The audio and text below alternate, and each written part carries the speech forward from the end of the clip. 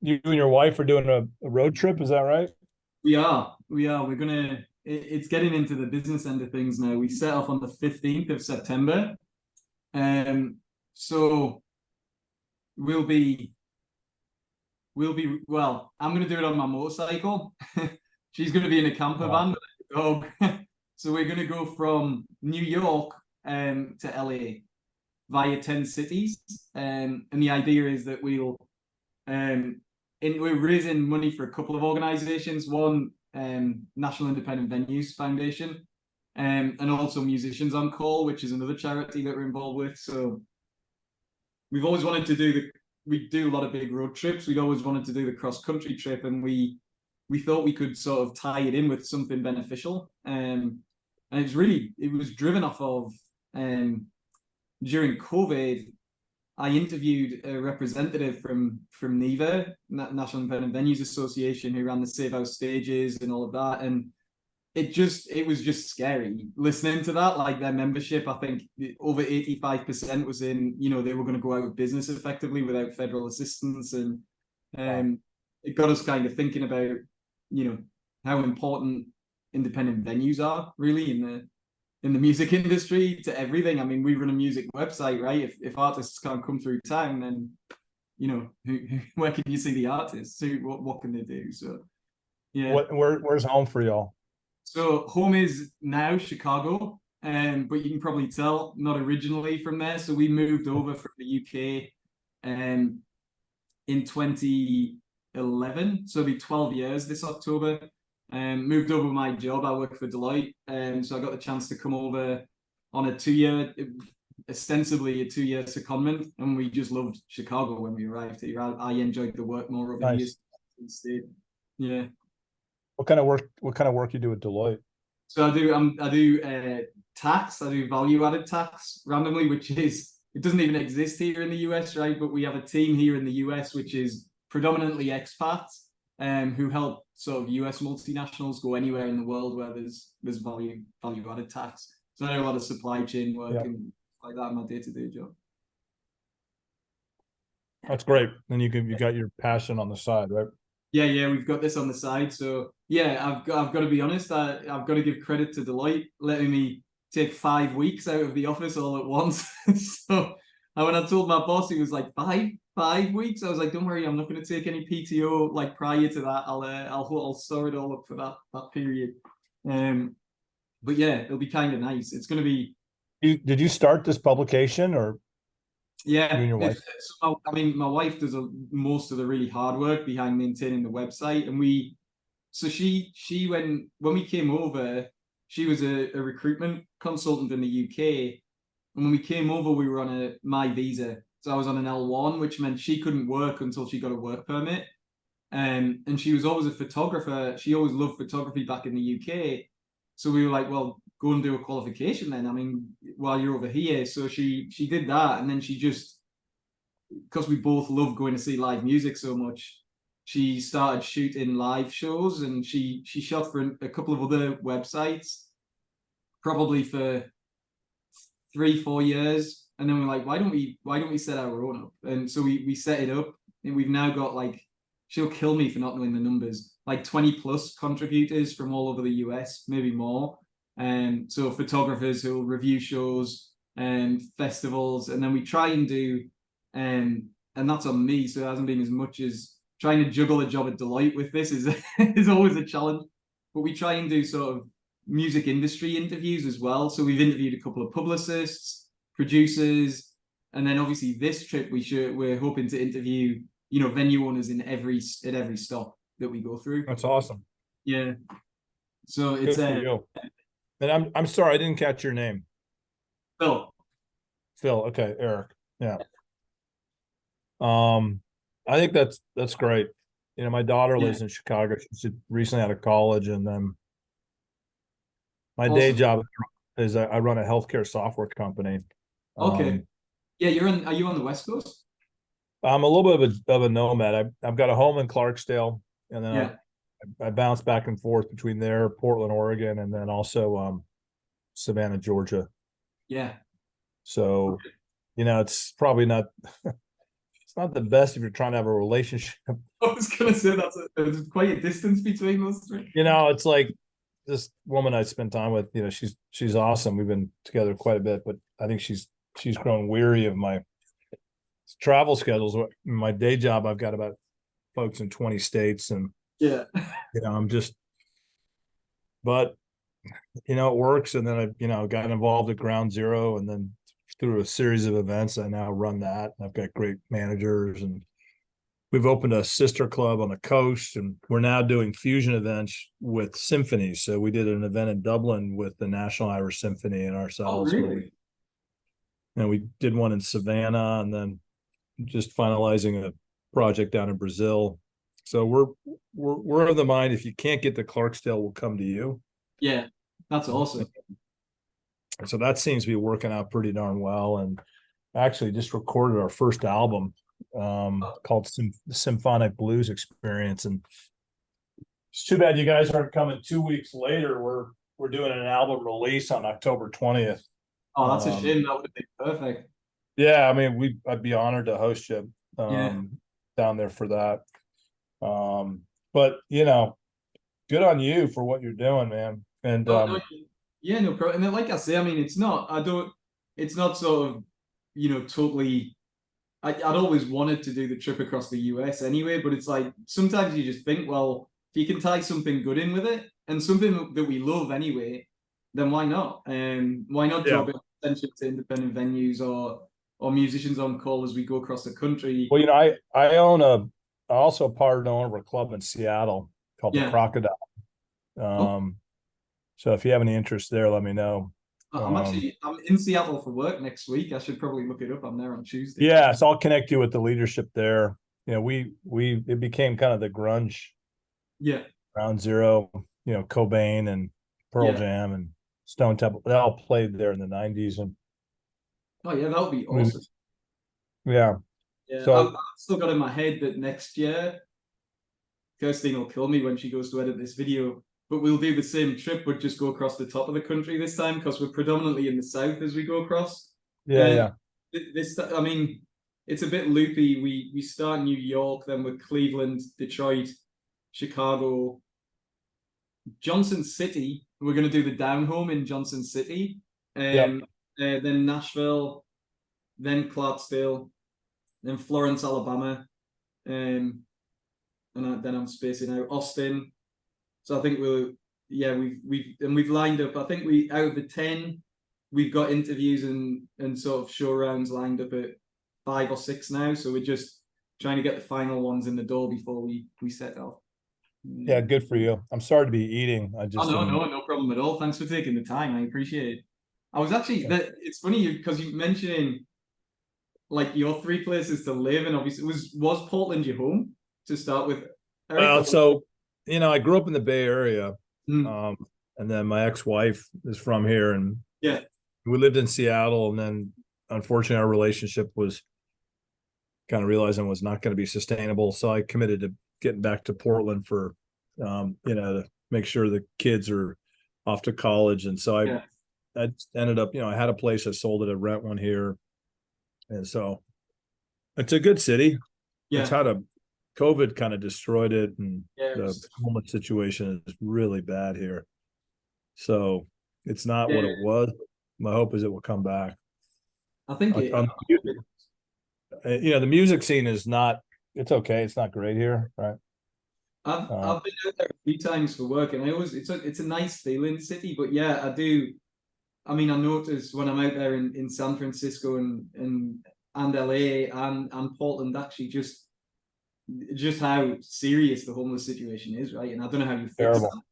Because honestly, if I was homeless in this country, I'd be making my way to the West Coast, right? You don't want to be sleeping in a doorway in Chicago in the winter. No. So yeah, it's understandable, but it's a challenge. So what then with Clarksdale? This is what interests me. Like you, so was it just you? Because I'll give you a bit of background. Right, one of the guys I worked with was a musician, and he sort of went on this road trip and said, "I stayed at this place. You'll absolutely love it. We were always talking about music. He's like, I went down to Clarksdale, Mississippi. I stayed at the Shack Up Inn. He showed me pictures. I was like, yes, we're going there. We went there and we just absolutely loved it. So we've been back like 2-3 times now, and I love that city or town. I don't know whether you'd call it town or city, but the people, like everyone at the Shack Up Inn, everyone at Ground Zero when we went in there. You know, the Delta Blues Museum, the Museum of Delta Blues. I could spend like an entire day in there. But was it similar for you? Did you go there and you just wanted to be involved? Yeah. I read Dispatches from Pluto, which this British correspondent had written about a couple different places around the world. Yeah.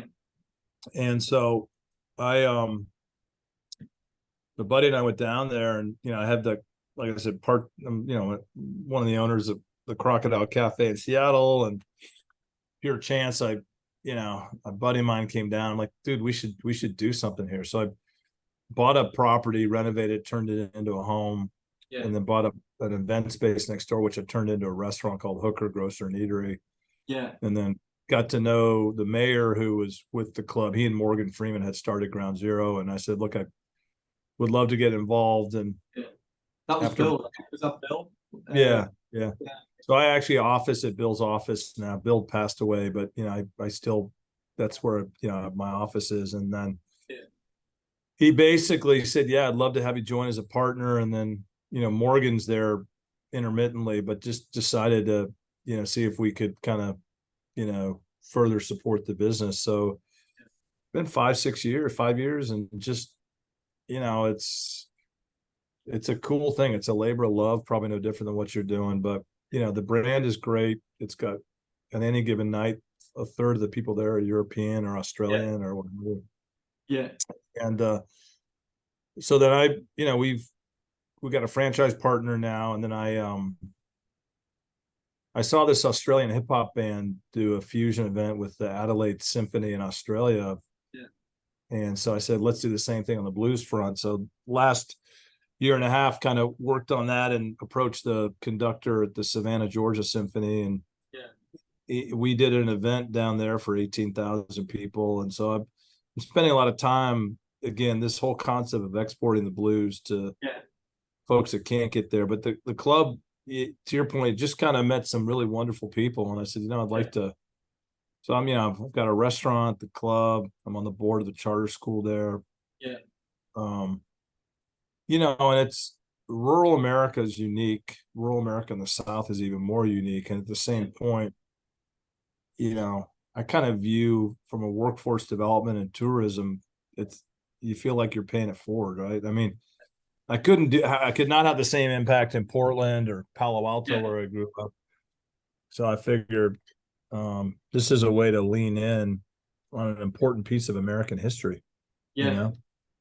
It really is. And I guess, when we went there, and it's probably worth mentioning, right? I mean, there's you guys, there's Ground Zero, there's Reds, which is a great blues club there as well. When we were there as well, we actually went to a night in the Hobson plantation. We went in there and there was some sort of country bands on, which was a really good night. And we saw some music on the stage at the Shack Up Inn as well. So it's great because you come down there, and if you're staying somewhere like that, you can totally immerse yourself in sort of just that music. And then I think the night we were in Ground Zero, it was also at the end of the night like an open stage as well, so people were just coming up and playing, and it was fantastic. It was anywhere like that, I think.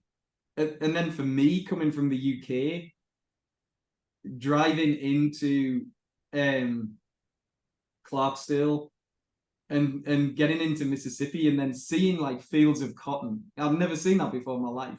Like and for some reason I know people picked cotton, but it's just something I never imagined it would look like that. Like literally, it's beautiful.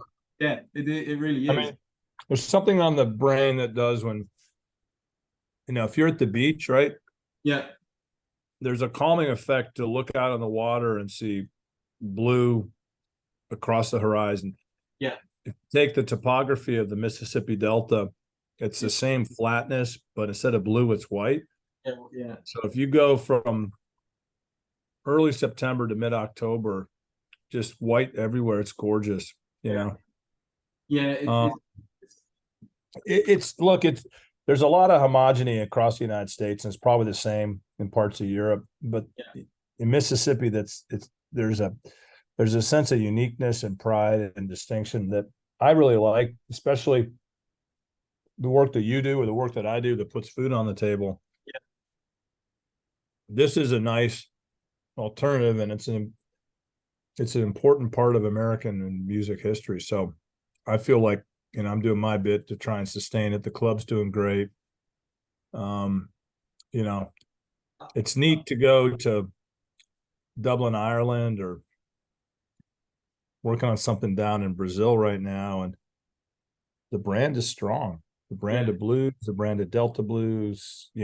We're blessed with Morgan Freeman promoting what we're doing, and he's been a great partner.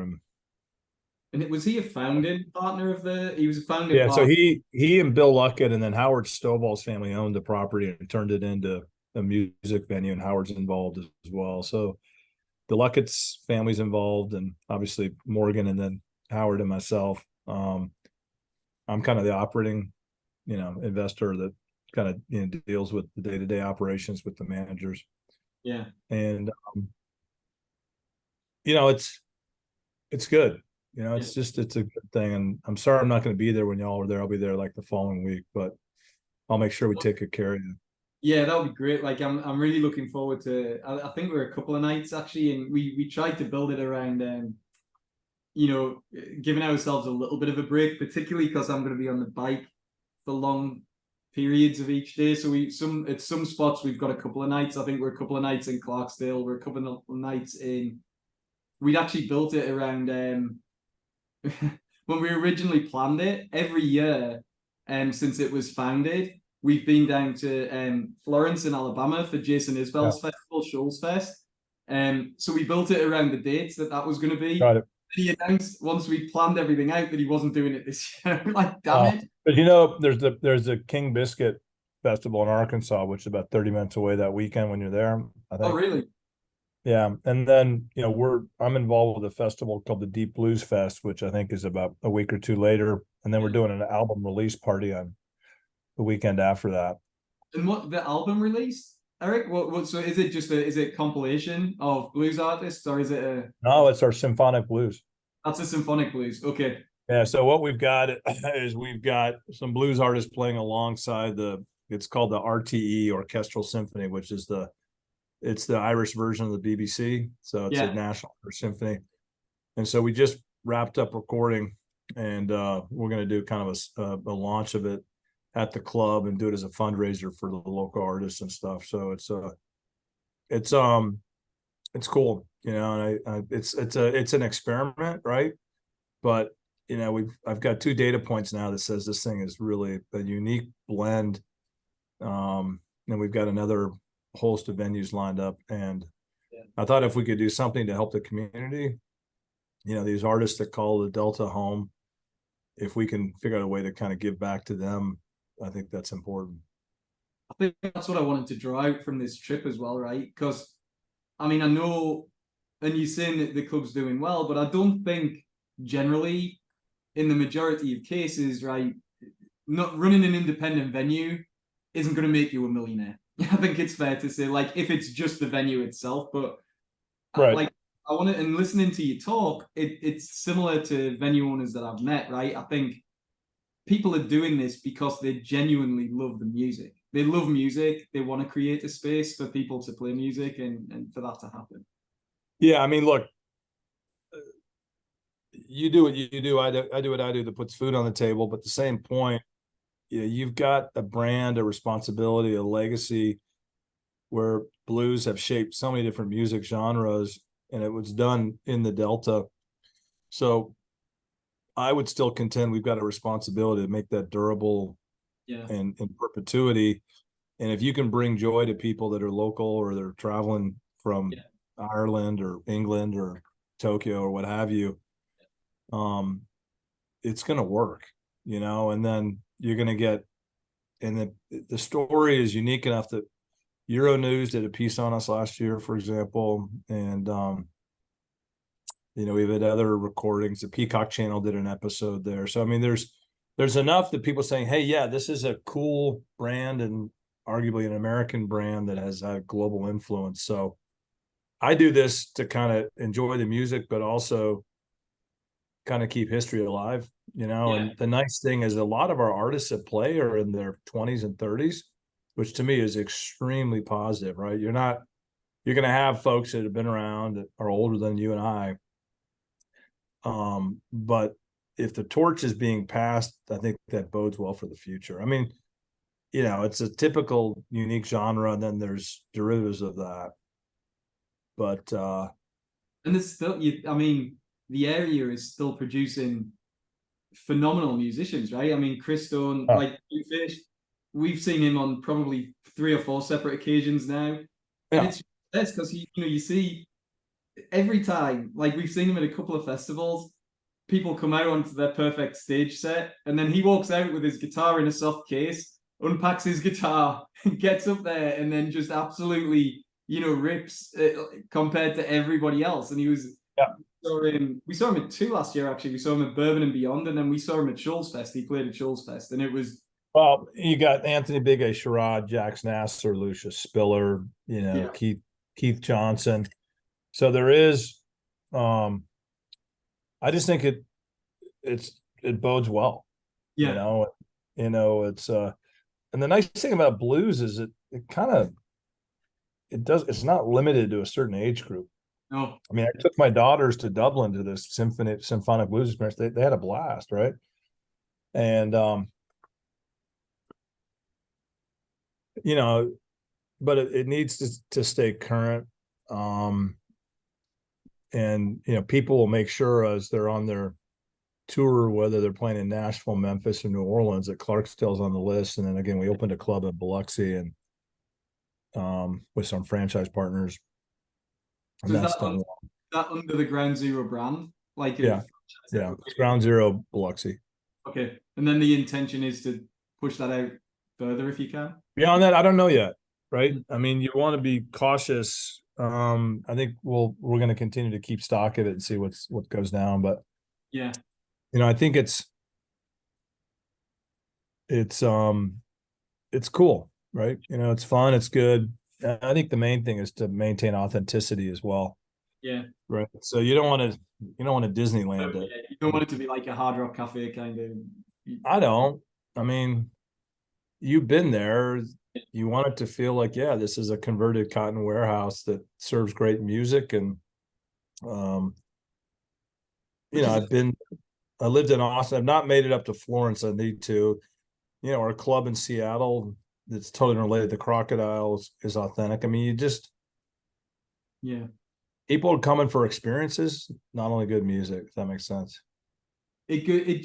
It's drawn us into so many places we wouldn't go. I mean, I think it's awesome what y'all are doing. Yeah. Like when we went to Florence last year for Schulz Fest, we then ended up just spending the rest of our break in Florence. We went down the Gulf Coast there, but Florence itself is somewhere we would never have gone, right? Had Jason Isbell not put that festival on, and then it's, there's such great places there. There's a couple of guys just opened a live music venue there called For the Record. So they've now got like a live music venue in downtown Florence, because I think they were lacking that. They had the Schulz Theatre, but that was, kind of community owned, I think. So now there's a venue there. There's probably the greatest record/coffee shop I've ever been in, called All the Best, which is like just a hub of the whole town. But yeah, that kind of stuff, or coming down to Clarksdale was all driven off of music, all of it. Like we wouldn't have gone there had it not been for the music side of it. And I think that's what you can do, right? I think that's the power of having venues like yours as well, something that's unique that people really want to go and see. I would agree, and it's and I got to believe this work feeds your soul, right? Oh, absolutely. Yeah. I mean, if I could have been, like, I'm a frustrated musician. I would have been a musician if I could have been, but it was never going to happen. So this is the next best thing, right? I can be around musicians. We get to interview musicians, owners, all of that side. So I can be near the music industry. And we love it. We love doing that. I mean, outside of my normal job, because it's a lot of work on the website. So it wouldn't be something we do unless we enjoyed it. I think it's cool. Yeah. that doesn't pay the bill. So I mean, Kirst sort of works. She does commercial events and headshot photography, which is what pays on her side. But photographing live events and things like that doesn't pay anything. Yeah. I mean, look, but I think this is important, and trying to instill with my daughters, pursue a nonlinear path from a career standpoint, do things that are going to power you through tough times, and do things that are going to allow you to meet really interesting people. Yeah. Right. I mean, I wouldn't have met you. I think it's awesome what y'all are doing, and if we can help you storytell better or, enjoy your experiences. And again, I'm sorry I'm not going to be there. No problem. And I think what we want to do when we're in town is try and, I mean, we definitely want to come to your place and have a show around, do a bit of video in there if we can. But also, like, we'll hopefully do a bit and maybe get to chat to the guys at Shack Up Inn. We might, what's the theatre called again? There's been a theatre converted, right? Or was converted where the roof fell in. Oh, yeah, the new Roxy. The new Roxy, yeah. Is that still putting events on? It is. It's periodic. They're going to be, I'm working with them on the Deep Blues Fest, but it's not open regularly. But it's it's a neat venue, right? It was an old movie theater, and it's always fun. I don't think when we were last there, I don't know that it was open, but we saw the outside of it, and then I've seen the pictures of the inside, when they've had events with like all the candles around and everything, and it's obviously just I love venues like that where there's not really an attempt to make it look brand new. It looks kind of the same, right? I mean, like Ground Zero looks like a juke joint. I mean, that's deliberate, I would imagine. Same in Chicago, right? You go to Buddy Guy's Club, like Buddy's is just like that, right? It's just plastic tables and seats. Can't reserve anything. If you want to go with shows in January, you have to get there at midday and get your seat, because then you're drinking from midday, right? Like, it's old school. Absolutely.